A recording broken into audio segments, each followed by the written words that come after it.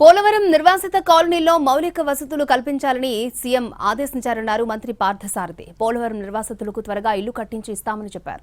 2027 పోలవరం పూర్తి అయ్యాలనే లక్ష్యంతో పనిచేస్తున్నామన్నారు పార్థసారథి. అలాగే తిరుమలలోని పోర్టులో 15 మంది పర్యవేక్షకుల నియామకానికి కేబినెట్ ఆమోదం తెలిపిందన్నారు.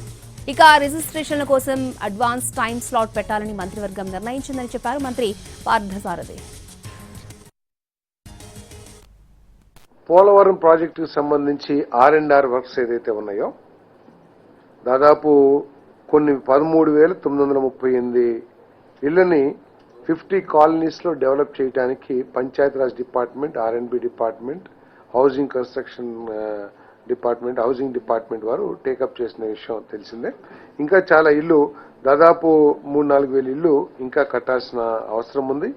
ఇప్పుడు ఆ ఇల్లు ఎందుకంటే గత ప్రభుత్వం దీని మీద పూర్తిగా నిర్లక్ష్యం వహించి వాటిని పూర్తి చేయకోకుండా కొన్ని వేల కోట్ల పెట్టుబడిని కూడా ప్రభుత్వ సొమ్మును కూడా నిరుపయోగంగా అయిపోయినా కూడా బాధ్యతారహితంగా ప్రవర్తించిన విషయం అందరికీ తెలిసిందే.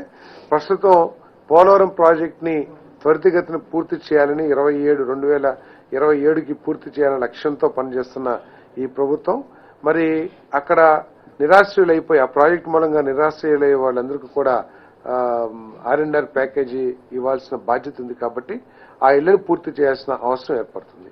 ఇప్పుడు ఆ ఇళ్లని అదే కాంట్రాక్టర్లతో చేపించుకుని ప్రైజ్ ఎస్కలేషన్ ఇచ్చి చేపించినా లేదు ఫ్రెష్ టెండర్ పిలిచి కొత్తగా ఇచ్చినా కూడా పెద్ద డిఫరెన్స్ ఏం లేకపోవటం మూలంగా వీటన్నిటిని కూడా క్యాన్సిల్ చేసి మళ్ళీ కొత్తగా టెండర్స్ పిలిచి త్వరితగతిన వాటిని పూర్తి చేయాలని చెప్పేసి పోలవరం ప్రాజెక్టుకు సంబంధించి R&R వర్క్ ఈరోజు మంత్రిమండలి ముందుకి 15 మంది పోర్టు సూపర్వైజర్స్ ని నియమించడానికి ఏర్పాటు చేయడానికి ప్రతిపాదన వచ్చింది. దాని ప్రమోషన్ వీళ్ళ మూలంగా ఏంటంటే ఈ తిరుపతిలో భక్తుల ప్రవాహం కూడా పెరిగిన విషయం మనందరికీ తెలిసిందే.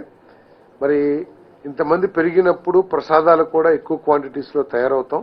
వాటిని సూపర్విజన్ కూడా లేని పరిస్థితుల్లో వీరిని మన పోర్టు సూపర్వైజర్స్ గా ఏర్పాటు చేయడం మూలంగా క్వాలిటీ కానివ్వండి, క్వాంటిటీ కానివ్వండి వీటన్నిటికీ కూడా ఒక ఇది ఏర్పడుతుందనే ఉద్దేశంతో ఈ ప్రతిపాదనని మంత్రిమండలి ఆమోదించిందని చెప్పేసి కూడా మనం చేస్తాం.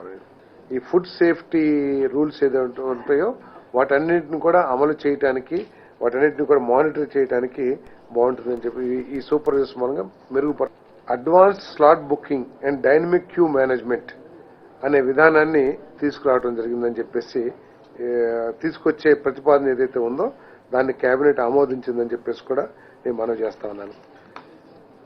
దీని మూలంగా ఏంటంటే ఈ సర్వీసెస్ వెళ్ళిపోయి పొద్దు నుంచి సాయంత్రం దాకా అక్కడ చెట్ల కింద లేకపోతే రోడ్ల మీద వెయిట్ చేసే పరిస్థితి లేకోకుండా మనకు కావాల్సిన రిజిస్ట్రేషన్ డాక్యుమెంట్స్ ని ఆన్లైన్ లో అప్లోడ్ చేయటం, ఏదైతే ఫార్మాట్స్ ఉంటాయో అది మనమే ఫీడ్ కూడా చేసుకోవచ్చు కావాలంటే.